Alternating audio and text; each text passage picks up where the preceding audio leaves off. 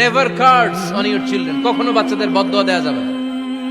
যত দুষ্ট হোক, যত বদের হাড্ডি হোক, বদদোয়া দেওয়া যাবে। ওই সময় দোয়া করে ফেলবেন। বেশি রাগ আসলে কি করবেন? একটা দোয়া আপনি সেট করে নেবেন যে বেশি রাগ চলে আসলে আমি এই দোয়াটা করে দেব। ভালো দোয়া পারা যাবে, কারণ বাবা মা রাগের মাথায় যেটা বলে এটা কবুল করে নেয় কে? কাবা ঘরের একজন কালো ইমাম আছে, নাম ইমাম আল কালবানি। দেখছেন এই ইমামরে আপনারা? উনি লন্ডনে একটা ইন্টারভিউতে বলেছেন, আমার মায়ের বদদোয়া আমাকে কাবা ঘরের ইমাম বানিয়েছে। লন্ডনে একটা কনফারেন্সে উনি ইন্টারভিউ দিচ্ছিলেন। ওনাকে বলা হলো, কাবার সব ইমাম সাদা ইমাম, আপনি কালো মানুষ, কেমনি ইমাম হইলেন? উনি বললেন, আমার মায়ের বদদোয়া আজকে আমাকে কাবা ঘরের ইমাম বানিয়েছে। উনি বললেন, আমি ছোট্টবেলা অনেক বদের হাড্ডি ছিলাম, আমার মতো দুষ্ট আমার এলাকায় কোনো ছেলে ছিল না। মানুষের গালাগালি, মারামারি, দুষ্টামি, ভাঙচুর, চেঁচামেচি, চিৎকার, বিশৃঙ্খলা আমার মতো কেউ বেশি করতে পারত না। কিন্তু আমার মা ছিল অনেক বড় আল্লাহওয়ালা। আমার মা জানতেন আল্লাহর কাছে দোয়া করার কত বড় পাওয়ার। আমার মা যখন আমার উপর রেগে যেতেন, আমার মা জানতেন রাগের মাথায় বদদোয়া দিলে বদদোয়া কবুল হয়ে যাবে। এজন্য যখনই আমি বেশি দুষ্টামি শুরু করে দিতাম, আমার মা রেগে আমারে বদদোয়া দিয়ে বলতেন, আল্লাহ তোরে হেদায়েত দেখ, আল্লাহ তোরে কাবা ঘরের ইমাম বানায় দে। মা যখন রেগে যেতেন, রেগে মেগে উনি সব সময় বলতেন, আল্লাহ তোরে হেদায়েত দেখ, তোরে কাবার ইমাম বানায় দেখ। রাগে রাগে ভালো দোয়া করতেন। সুবহানাল্লাহ কইতে বললেন না?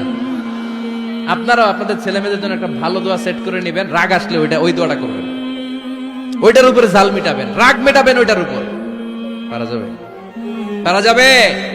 নিজে ভালো না, ছেলে মেয়ে ভালো চায়, এরকম আছে না নাই? জীবনও হবে না। আপনি সারাদিন টানেন সিগারেট, সারাদিন কি টানেন, আর ছেলেরে বুঝাইতেছেন ধূমপান স্বাস্থ্যের জন্য ক্ষতিকর।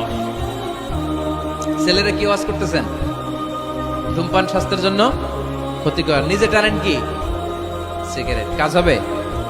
আপনি মা, আপনি সারাদিন দেখেন হিন্দি সিরিয়াল, আর আপনি চান আপনার মেয়েটা ওন্না পরে ঘুরুক, বোরকা পরে বেরোক।